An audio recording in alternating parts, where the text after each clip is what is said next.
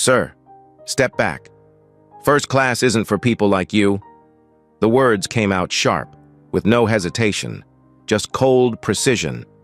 Captain Sarah Mitchell didn't even glance twice. She flicked her hand toward the rear cabin like she was swatting a fly. "You'll need to verify your priority status before we allow you to take that seat. Or, try economy. They may have space for you." A few nearby passengers looked up. The way people do when they sense something wrong but aren't sure if they want to get involved. One of them, a white man in his early 50s with slicked back hair and a silver watch the size of a cookie, leaned over and shoved a briefcase onto the middle table. "Let's keep this area clear, all right?" he barked. His voice wasn't loud, but it was loaded, with money, with entitlement, and with the assumption that the man standing in front of him didn't belong. That man, Dr. Julian Hayes, took it all in silently. He wore a simple gray button-down shirt, casual navy slacks, and loafers that had seen better days. There was nothing about him that screamed billionaire, nothing that hinted he was the owner of the very jet they were standing in. And that was exactly the point. Julian was running a test, an internal ethics and conduct protocol at Zenith Aviation, the luxury charter company he had quietly acquired the year before. He wanted to see how the staff treated passengers who didn't fit their assumptions of wealth and power. So, he boarded as a last-minute addition, dressed modestly, his real identity hidden. But this wasn't just a protocol failure. It was something uglier. Captain Sarah Mitchell, mid-40s, once flew for a major airline that Zenith Technologies acquired in 2024. She had survived the merger, but barely. The tension in her voice wasn't just about policy, it carried resentment. And now, she saw a casually dressed black man stepping into a world she didn't think he belonged in. Julian handed her a boarding stub, the decoy pass created for this test. She held it between two fingers like it might stain her gloves. "Unverified," she declared, snapping it back into his chest. "Security will be notified if you don't return to your assigned section." He didn't move. He glanced at the briefcase now resting where his own bag had been, watched the man next to it, Richard Holt, recline like he'd just conquered something. Richard was a private equity executive with a long list of failed companies and a longer list of connections. He looked at Julian the way a man might look at a mistake in his office lobby. Dismissively, from across the aisle, a younger passenger tilted his phone slightly. Capturing the moment, Liam Chen, 31, a well-known travel blogger, recognized Julian instantly but said nothing.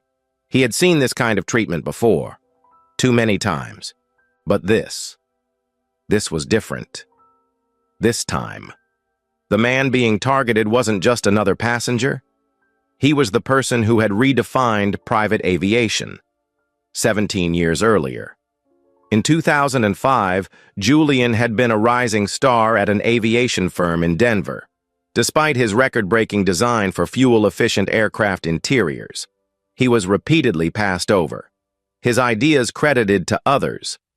By 2018, he'd walked away from corporate aerospace and launched Zenith Technologies. In 2023, he'd bought Zenith Aviation and its fleet of Gulfstream jets outright.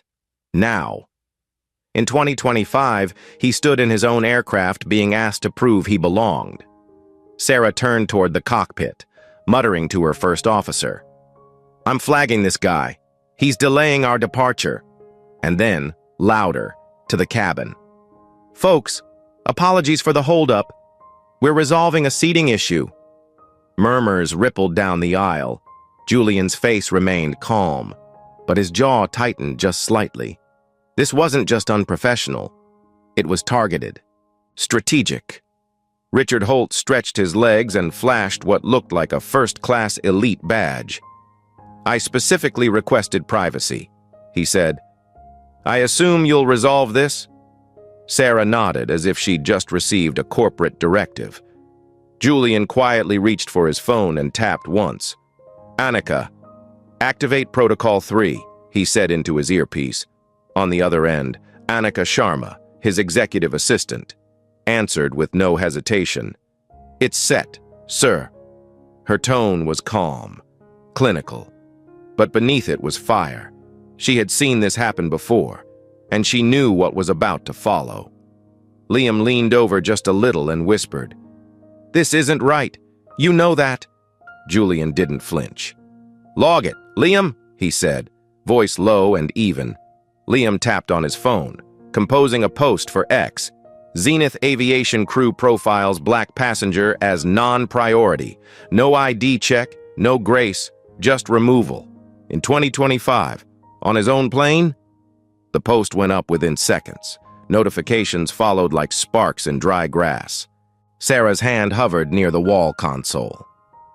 "We'll need to verify you before this can go any further," she said. "Or you can leave. Those are your options."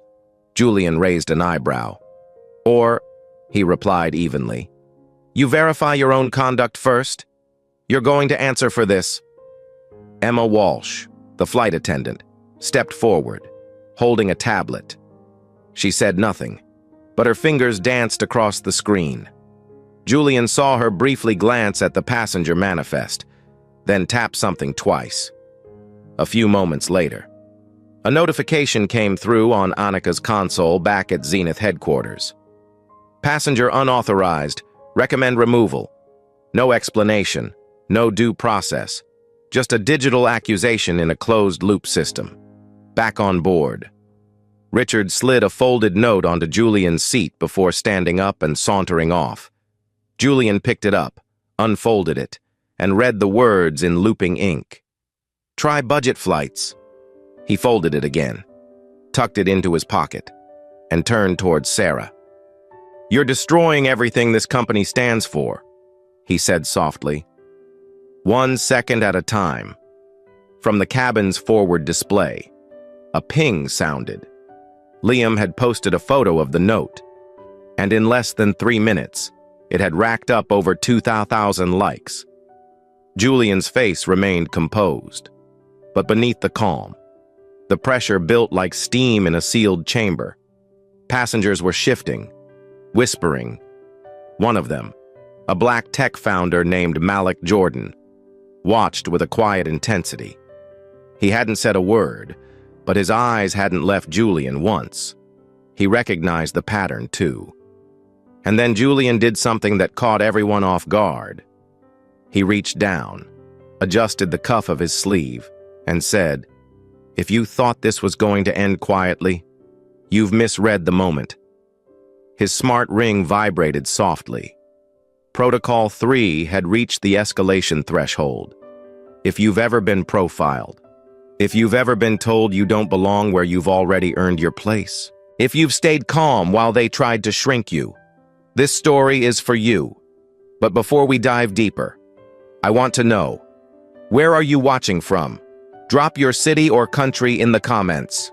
Now follow along. Julian's about to show what justice looks like. 12 minutes at 38,000 feet. First Officer Thomas Blake didn't waste time. As soon as Captain Sarah Mitchell waved him over, he stomped down the aisle like he'd just been given clearance to remove a problem. "He's not on the verified manifest," she said loud enough for several passengers to hear. "And if he's refusing to comply, we may need to escalate." Thomas didn't ask questions. He stopped in front of Julian and squared his shoulders. "Sir, you'll need to leave this cabin immediately or be escorted out by security." His voice was gruff, old school, with a tinge of aggression that made the cabin go still again. Julian remained seated, his posture calm but alert. "Understood. Then verify me." He tapped his smart ring once more, sending a secondary ping to Annika's console in the Zenith command suite. At that same moment, Emma Walsh, the flight attendant, pulled up the passenger log on her tablet and manually flagged Julian as unauthorized. No badge scan, no ID check, just one entry. Not on record. It was enough. Sarah turned to Thomas and gave a slight nod. Meanwhile, Richard Holt smirked. "This is what happens when you let just anyone think they can buy a seat in here," he muttered, half under his breath. But loud enough to be caught on video, Liam Chen, still filming, glanced up from his phone. He had seen racial bias before. He'd even reported on it once, but never this openly, this fast. He typed quickly. "Zenith Aviation pilot accuses black man of being non-priority. No verification, just removal threats. Witnessed it myself. #discrimination in the skies within seconds." The post had crossed 2,000 views. Comments flooded in. Name the airline. Post the faces. Tag FAA. And then, a reply from an aviation journalist. "DM me. We'll run this tonight." But the humiliation wasn't over. Sarah turned back to Julian and said, with a mock-pleasant tone, "You could always apply for a maintenance role. Sir, we're always looking for people who understand the insides of a plane." A few passengers chuckled uncomfortably. Richard laughed outright. "Wouldn't be the first time one of them walked up here thinking they belong." A woman seated across the aisle gave him a sharp look, but said nothing. Julian stayed seated, unmoved. "You're violating every standard your badge is supposed to uphold." His voice was steady, measured, but not quiet. "You're no longer following procedure. You're profiling." From her phone in Zenith headquarters, Annika Sharma watched the tampering unfold in real time. Emma's input had triggered an alert in the internal compliance system. An alert meant for cases of data manipulation. She picked up the phone and called Julian. "Sir," she said, "Emma just logged you as unauthorized without ID confirmation. I'm locking the log. Filing an internal complaint now." Julian nodded. Not needing to say anything, she continued. "And Thomas? He's citing a security violation. I'm escalating to Elena." Elena Ruiz, Zenith's senior counsel, was already scanning the incoming reports. Back on the plane, Thomas leaned toward Julian and growled, "You can either leave quietly or we'll call airport security." Julian's reply was soft. "Call who you need to, but start by calling your conscience." Liam, sitting nearby, was typing again. "Zenith first officer threatens passenger with security. No cause given. Tension rising." Elena's voice buzzed through Julian's earpiece. "Julian, I'm initiating Protocol 303. All internal logs are being preserved. Do not leave your seat. Their entire chain of actions is being recorded." At that same moment, the display screens in the forward cabin began updating with news alerts. Bloomberg had picked up Liam's earlier post. The headline scrolled across the ticker. "Passenger mistreatment on Zenith Aviation flight? Viral post suggests racial bias." Sarah saw it. She walked down the aisle, grabbed Julian's briefcase, which had been returned to the aisle seat, and moved it to a nearby cabinet. "Unclaimed item," she said coldly. Julian watched her, then looked at Richard, who offered a smug shrug. Richard then stood and made his next move. "This gentleman boarded without clearance," he said loudly to the crew. "I saw it myself. He pushed past the gate staff. Check the security footage." It was a lie. He knew it. Everyone who had been watching Julian board had seen him enter quietly, escorted by a gate agent. But the accusation, once spoken, stuck like oil on water. Liam's voice came out louder than expected. "That's false. I watched him board. Gate agent let him in. He didn't speak to anyone." Sarah ignored him. "Passengers, please remain seated. We are investigating a manifest discrepancy." It sounded official, clean, sanitized, but every word reeked of evasion. Back at Zenith HQ, Elena typed faster. "We're filing formal misconduct charges against Sarah and Emma. Thomas, too. But Julian, they just reported you as a trespasser to the terminal security." Julian didn't blink. "Let them come," Annika added. This has moved to full protocol status. All posts are being archived. Liam's content just crossed 500,000 views. Bloomberg tagged us. Reuters just requested comment. I'm routing media to Elena inside the cabin. The tension was rising by the minute. Richard leaned toward Julian and said, "There's nothing you can do. They've already decided what you are," Julian replied without looking at him. "And they'll soon remember who I am." Emma paced near the galley, watching the front screen scroll with news coverage. She whispered something to Sarah, then tapped again on her tablet, reclassifying Julian's seat as vacant.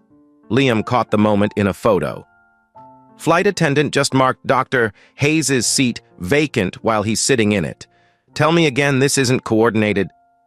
That name, Dr. Hayes, hadn't been spoken aloud yet, but Liam had known all along. He kept it quiet until now. The next post was explosive. Breaking. Passenger being profiled is Dr. Julian Hayes, CEO of Zenith Technologies. He owns the company that runs this flight. It took only 90 seconds for that update to hit trending status. Sarah turned toward the cabin screen just in time to see the image of Julian appear beneath the headline. Tech billionaire allegedly profiled on his own jet. The cabin shifted, quietly, uneasily. Julian didn't gloat. He didn't raise his voice. He simply looked Sarah in the eye and said, "You just profiled your employer, and you did it in front of the world." The cabin doors stayed closed. Security hadn't arrived yet, but the situation was unraveling quickly, and the cracks were now visible. Liam looked down at his phone and whispered, "Julian, your name's everywhere now." Julian leaned back slightly. "Good," he said. "Then let them watch what happens next." Captain Sarah Mitchell stood near the front of the cabin, her jaw tight, eyes darting from Julian to the flight display screen above row 1A, where Bloomberg's headline still flashed. Billionaire CEO allegedly profiled on his own jet. But instead of backing down, she doubled down. She walked the aisle with the kind of composure that masked fear with authority. "We've had enough disruption," she announced. "I am now requiring financial verification for continued occupancy in first class." Her voice was clipped, measured. She turned to Julian, who hadn't moved from his seat. "Sir, I'll need to see proof of payment or credentials. Right now." Julian didn't speak immediately. He just stared at her, slowly, deliberately. He was no longer just a calm observer of his own test. He was a man being publicly stripped of his dignity. First Officer Thomas Blake joined her, his voice louder and more hostile. "You're refusing to comply with policy. That's grounds for removal." Julian didn't rise. He simply asked, "What policy requires a passenger to disclose financials to sit in their assigned seat?" Thomas stepped forward, fists clenched. "I said get off the plane." A hush fell over the cabin. Liam Chen was still filming discreetly from his seat. Other passengers had their phones out now, too. Nobody was speaking, but everyone was watching.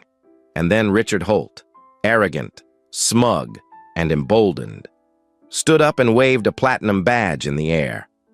"This is what a priority passenger looks like," he shouted, pointing at Julian. "And that is what an imposter looks like."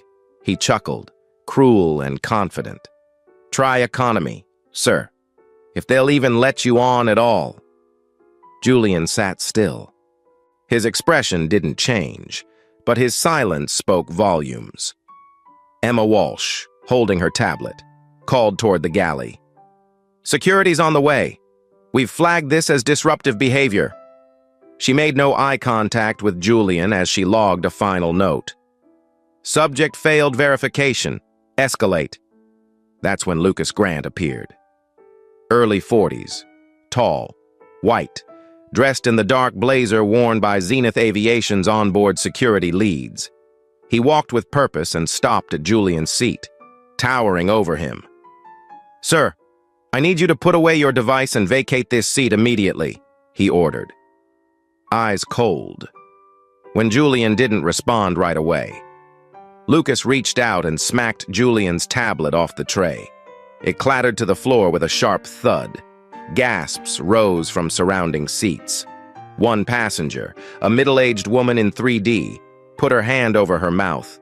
Liam typed furiously. "Security lead just hit Dr. Hayes' tablet. Physical contact made. This is assault. #Zenith fail."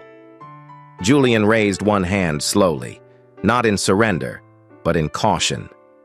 "You just crossed a line," he said softly. Lucas didn't flinch. "We've been authorized by the captain. Move." From her desk, Elena Ruiz's voice crackled in Julian's earpiece. "Julian, initiate Protocol 303. Without breaking eye contact with Lucas, Julian tapped twice on his smart ring. A signal bounced back to Annika's console in Zenith HQ. Within seconds, a full internal log backup was initiated, including audio, video, and manifest data from the flight. Meanwhile, Annika scanned Richard Holt's badge entry and frowned. "Sir," she said over the line, "that priority badge Richard just waved, it's a fake. His credentials expired last year. I'm logging it now." Julian nodded silently. Elena added, "We're filing a passenger ethics violation with his firm." Back in the cabin, Sarah folded her arms. "You're now being detained under internal aviation protocol." Her voice was proud, firm, final. Richard leaned forward, sneering. "You're nothing but a tech guy with a seat you didn't earn," Julian replied in a voice so low it was barely audible. But every word landed like stone. "You've all made your choices. Now you'll live with them." Emma stepped forward to hover beside Lucas. "We've got confirmation from the pilot. Remove him." At that moment, Annika texted Liam directly. "They're violating corporate protocol. Post everything. Let the public see." Liam didn't hesitate. He hit upload. A 2-minute video stitched together the denial, the badge flash, the verbal mockery, and the slap of the tablet. It was raw, undeniable. Within minutes, the video was trending worldwide. Bloomberg issued an update. Forbes reposted Liam's footage. Screens aboard the plane reflected the updates live. In bold letters, CEO Julian Hayes profiled, threatened, and physically confronted on his own jet. But the final blow was still coming. Julian called out calmly, "Annika, patch me into Elena." A moment later, Elena's voice came through on speaker for all to hear. "This is Elena Ruiz, Corporate Counsel for Zenith Technologies and parent holder of Zenith Aviation. We are confirming that Dr. Julian Hayes is listed on this flight as part of an internal audit. Any actions taken to remove him constitute a breach of internal protocol and will trigger immediate legal review." Gasps filled the cabin. A woman from row 1C whispered, "He owns this airline?" Sarah's face froze. Thomas took one step back. Lucas looked at Emma, suddenly unsure. Julian sat quietly. Then, with no anger, no drama, just clarity, he said, "I am the CEO of Zenith Technologies. This aircraft is mine, and your time on it is over." It wasn't just a statement. It was a shift. Power had returned to its rightful place. The pilot, the first officer, the flight attendant, the security lead, all now faced a truth they couldn't run from. As Elena added, "Expect formal notices by the time this flight touches down." Liam posted his final video of the hour. They humiliated him, they denied him, they hit him, and now they've been exposed by the man they thought they could erase. Captain Sarah Mitchell's face was pale beneath her professionally applied makeup. The live news ticker above seat 1A now cycled through phrases like "CEO targeted aboard own jet" and "Zenith Aviation staff under internal review." Still, she pressed forward, unwilling to surrender control of the cabin. "Lucas!" she barked, her voice tight with panic masked as command. "Remove him! Immediately! This is a policy breach!" Lucas Grant, still standing beside Julian's seat, hesitated. His hand hovered just inches from Julian's arm.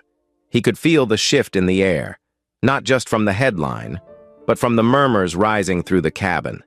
Passengers were no longer passive. They were filming, whispering, questioning. Then Richard Holt stood up again, almost triumphant.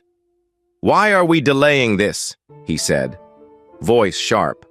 "The man doesn't belong here. Get him off this plane." He turned and looked around, hoping for agreement. Instead, silence met him. A silence that felt like judgment. In seat 2B, Malik Jordan, an emerging black entrepreneur and one of Julian's hidden guests, finally spoke up. "You keep saying he doesn't belong, but I wonder, Richard, what makes you so sure? Is it his clothes, his skin, or that he didn't bow to you?" Sarah shot him a glare. "Stay out of this, sir. You're not involved." Malik folded his arms. "I am now." From her Zenith headquarters terminal, Annika Sharma watched every second through the aircraft's live feed telemetry, her fingers moving swiftly across the keyboard. "Julian," she said through his earpiece, "Emma just locked your flight log. It's a forced override on her tablet. She's trying to erase your record of being on this jet." Julian's eyes narrowed, though his face remained calm. "Tell Elena," he replied, already on the line. Elena Ruiz responded immediately. "I'm unlocking the override and securing all internal logs under legal protocol. That's a violation of corporate and FAA policy." Her voice was steady, controlled, but beneath it, fire burned. Inside the cabin, Julian finally stood, slowly, calmly. Then he faced the crew and said, "You want to escalate? Fine. But before you do, ask yourselves, are you absolutely certain you know who you're talking to?" Sarah took a step back, uncertain. She glanced at Thomas, who was visibly sweating. "He's bluffing," she said under her breath. But Thomas wasn't so sure anymore. "Captain," he muttered, "maybe we should wait for confirmation." Julian ignored them. He turned his attention to Lucas. "You grabbed my device. You raised your voice. You put your hands on me in front of dozens of witnesses and multiple cameras. Do you still believe I'm just another passenger?" Lucas blinked. Then, slowly, he stepped back. Just then, one of the cabin displays changed. Liam Chen had uploaded a full timeline of the incident, titled, "Minute by Minute, How a Billionaire CEO Was Profiled on His Own Jet." In less than 30 seconds, it was trending globally. Reuters posted it, NBC picked it up, Aviation International, a watchdog publication, issued a damning bulletin. Zenith Aviation staff under fire after discrimination incident. High-value clients begin pulling bookings. Sarah's mouth twitched. "I don't care who you are," she snapped. "You're violating chain of command." "No," Julian cut in, calm but firm. "You violated trust, dignity, and corporate ethics, and now you're about to be held accountable." Annika's voice came back through the line. "Julian, Protocol 3 is finalized. Internal HQ just approved the full disciplinary pathway. Your orders are now binding," Elena added. "You are officially recognized as acting authority on this flight. Security will stand down upon directive." Before Sarah could speak again, Julian turned to her directly. "Captain Sarah Mitchell, First Officer Thomas Blake, Flight Attendant Emma Walsh, Security Lead Lucas Grant. Your actions today have failed every standard this company upholds. Effective immediately. Your services are terminated pending legal review." He paused. "Richard Holt, you're banned from all Zenith Aviation charters indefinitely." The announcement stunned the cabin. Passengers froze. Phones filmed. No one moved. Sarah laughed, brittle and incredulous. "You can't fire me. I'm the captain of this flight." Julian didn't blink. "And I'm the owner of this aircraft. My authority supersedes yours." Elena's voice echoed again, now on loudspeaker. "This is official. All orders given by Dr. Julian Hayes are supported by Zenith's legal office." Terminations are valid under contractual violation clauses. Sarah's eyes darted to the flight deck as if seeking backup, but Thomas had collapsed into his seat, face in his hands. Lucas stared at the floor. Emma clutched her tablet like it was a life vest in open water. And then came the twist no one was prepared for. "Elena," Julian said, his voice still calm. "Has corporate reviewed their complaint history?" Elena's voice turned grim. "We have. Sarah Mitchell has 20 logged complaints for racial profiling over the last 3 years, sealed by internal manipulation, all hidden by Thomas Blake." "It's over," Annika added. "Complaints were blocked from review, but the audit caught it. They're exposed." Liam posted again. "Hidden history of profiling uncovered, crew fired, passengers cheer, CEO reclaims the sky." Underneath the post, a passenger comment read simply, "We watch justice happen in real time." Julian took one last look around the cabin, then returned to his seat. The jet, though still grounded, had already taken off, in the only way that mattered. Julian re-entered the cabin moments later, no longer in his modest shirt and slacks. Now he wore a tailored navy suit, with the silver Zenith Technologies pin gleaming just below his collar. His walk was quiet but commanding, like gravity had shifted and followed him instead of the earth. Conversations stopped. Phones rose. Even the sound of the engines humming outside seemed to fade. Sarah Mitchell stood stiffly near the cockpit, arms crossed, defiance clinging to her like a shrinking coat in a downpour. She blinked at him as though trying to convince herself this wasn't real. "You again?" she scoffed, voice brittle. Julian stopped 3 feet in front of her and spoke clearly, letting the words fall where they needed to. "Captain Sarah Mitchell, First Officer Thomas Blake, Flight Attendant Emma Walsh, Security Lead Lucas Grant. You're all relieved of duty. Effective immediately." He turned to the passengers as his voice deepened. "You are witnessing the termination of Zenith Aviation personnel under violation of corporate ethics, profiling, and breach of internal security protocols. All actions are being logged." Gasps and murmurs erupted. Phones filmed everything. The story had fully flipped. Emma stepped forward, eyes wide, gripping her tablet like it could shield her. This is outrageous. You're not even—" Julian raised a hand and cut her off. "I'm Dr. Julian Hayes, CEO of Zenith Technologies, owner of Zenith Aviation, and the man whose identity you tried to erase in front of these witnesses." He turned and looked at Liam. "Thank you for logging the truth." Liam nodded, his fingers still moving across his screen. Thomas muttered, "He's bluffing."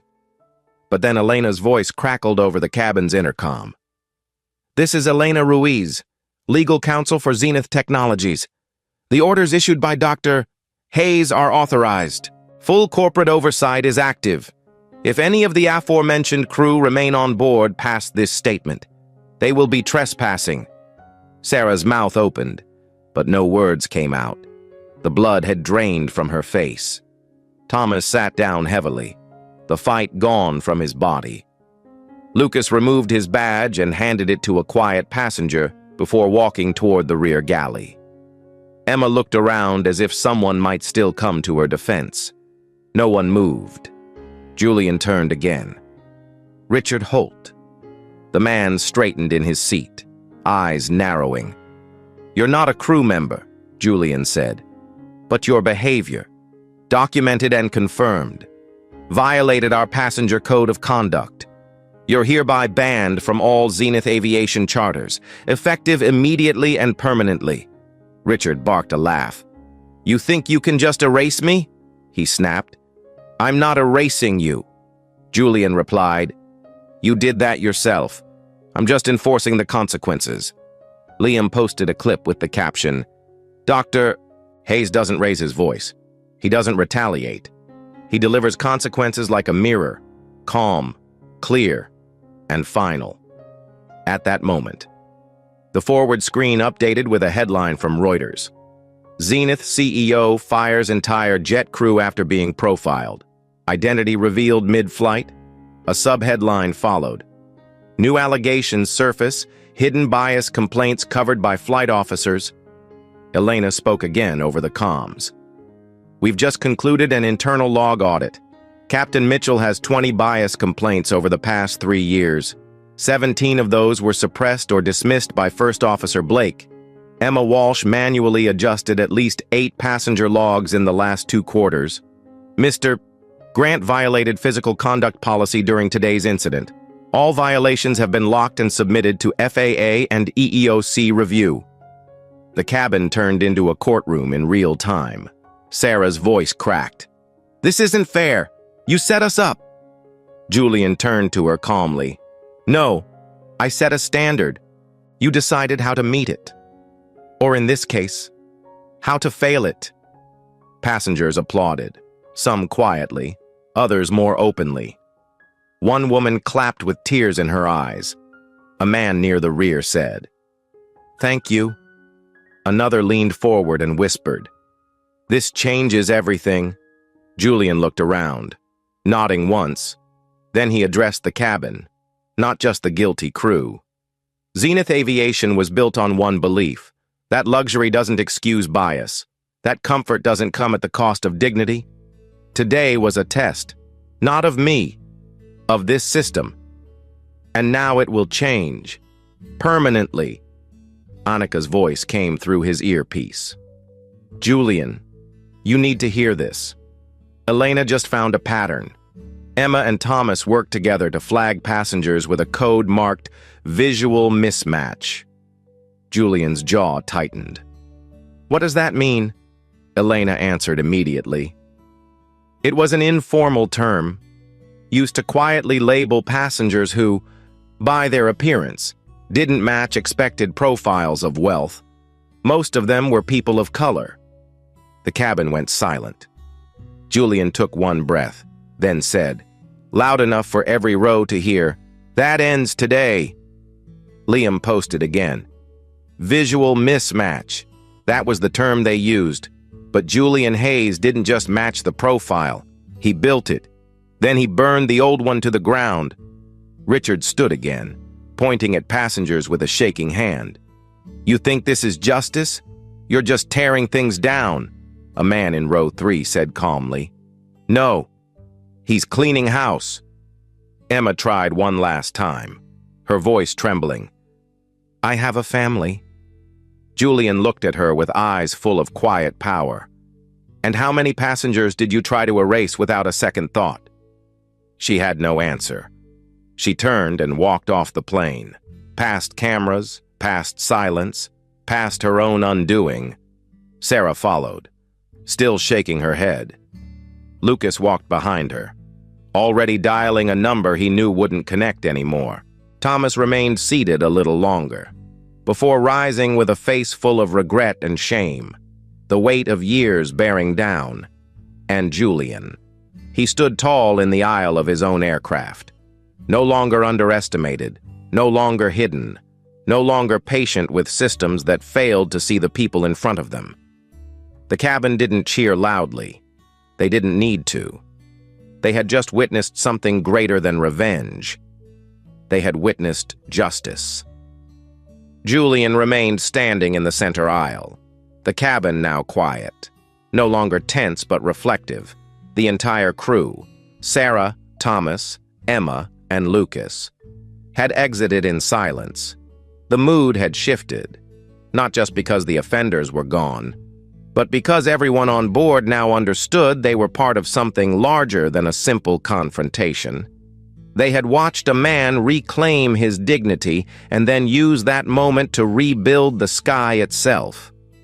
Julian raised his left wrist slightly. With a single swipe across the surface of his smartwatch, he activated the Zenith Equity Program, an internal reform initiative he'd developed months earlier. The system, now live, would trigger real-time audits across Zenith Aviation, mandate comprehensive diversity training for all flight personnel, and install AI-powered equity monitors aboard every aircraft under his company's flag. Screens throughout the cabin lit up, one by one, with the program's icon, a silver horizon line cutting through a golden sky. It wasn't just a logo, it was a declaration. Passengers looked on in awe as Julian turned to face them. Today wasn't about one man being denied a seat, he said, his voice calm but resolute. It was about a culture that still believes appearances determine worth. That ends now. Zenith Aviation will become the gold standard, not just for luxury, but for fairness, for humanity. Liam Chen, still filming, posted a photo of the smartwatch screen lighting up, captioned, "Julian didn't just fire the crew, he rewired the system. The Zenith Equity Program begins now." From the Zenith Technologies headquarters, Annika's voice rang in Julian's ear. "CEO channel active, PR department is holding press calls, and corporate just issued a statement confirming the firings and launch of the program." Elena chimed in as well. "All log entries verified. FAA notified of immediate reforms. The FAA Deputy Director just acknowledged Zenith's initiative. On the record." At seat 2B, Malik Jordan leaned forward and asked quietly, "Julian, is this going to reach beyond this plane?" Julian turned toward him and nodded. "Yes. Every passenger deserves to fly without fear of being judged. This plane is the first step. The rest follows." But the shadows of resistance hadn't fully cleared.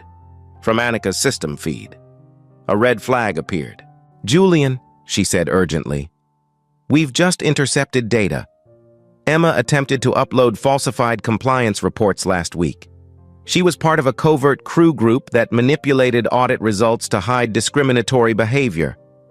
Elena immediately overrode the data stream, freezing the accounts linked to Emma and Thomas. "They had a pattern," Elena said grimly. "They used code phrases, flagged passengers without documentation, and buried internal reports. We've secured the files." Julian took one breath, then addressed the cabin again. "For those of you wondering if this was isolated, know that it wasn't. A crew faction within our company attempted to distort internal records, hide complaints, and operate without accountability. That ends today. We've launched True Sky, an AI audit system that flags inconsistencies and ensures no misconduct is ever buried again." From the back of the cabin, a middle-aged woman whispered, "He didn't just stop the plane. He changed the flight path of the whole company," Elena added. "True Sky is now installed across all Zenith aircraft. Internal corruption is being rooted out." And Julian, that last speech, it's being streamed live by 3 news outlets. Liam posted again. "True Sky is live. Zenith isn't just making promises, it's writing policy in real time." Julian closed his eyes for a moment and exhaled, not in relief, but in responsibility, the kind that doesn't come from winning a fight, but from stepping into the work that follows. Then he opened his eyes and looked around. This isn't revenge, it's repair, and it's only the beginning. The passengers didn't erupt into cheers.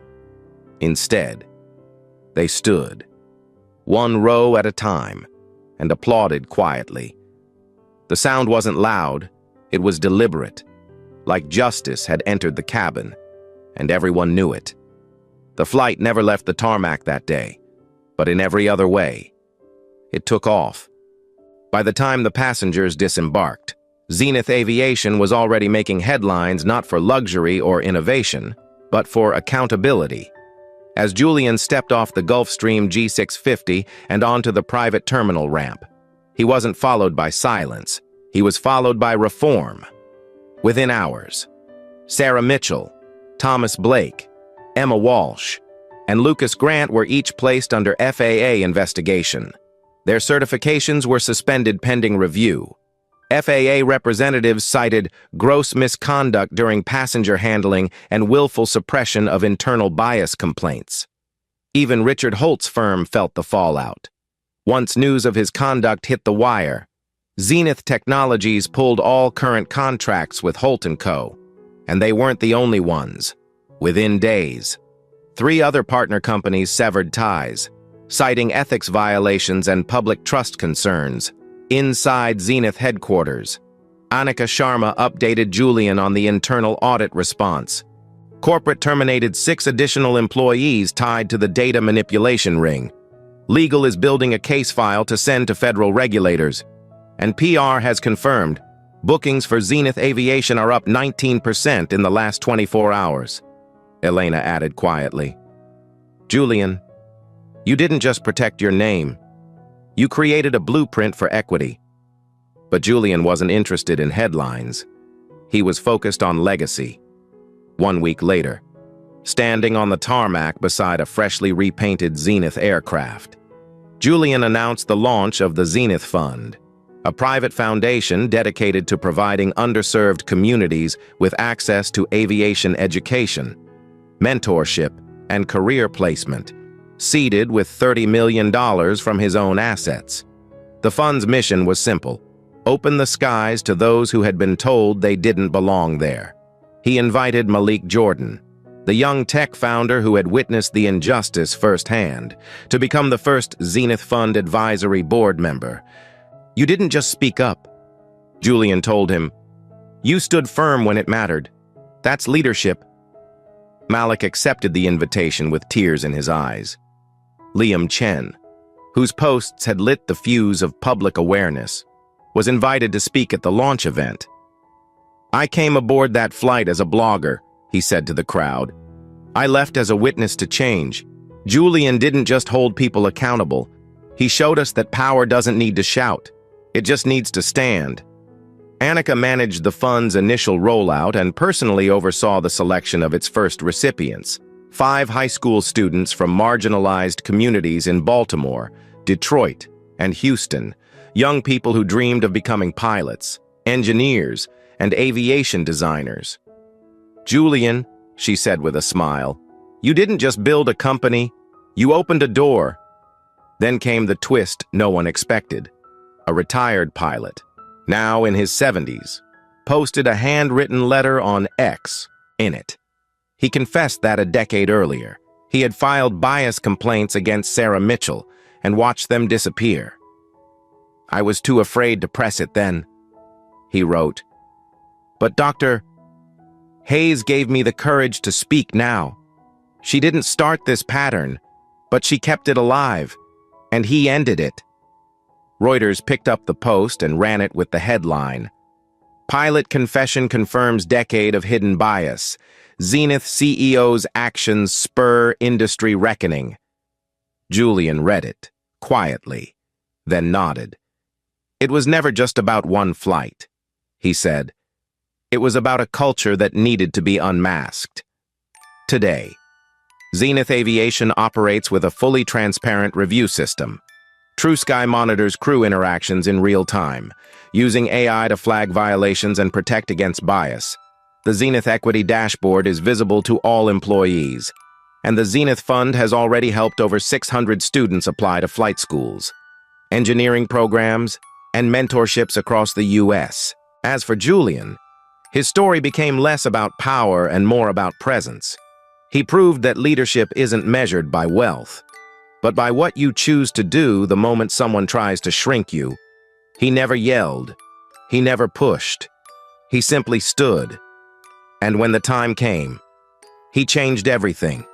If you've ever been dismissed, overlooked, or told you didn't belong, let this story remind you, your seat is earned, not requested. Share this story, support the Zenith Fund, and never forget, justice doesn't always come loud. Sometimes, it walks down the aisle, calm and unstoppable.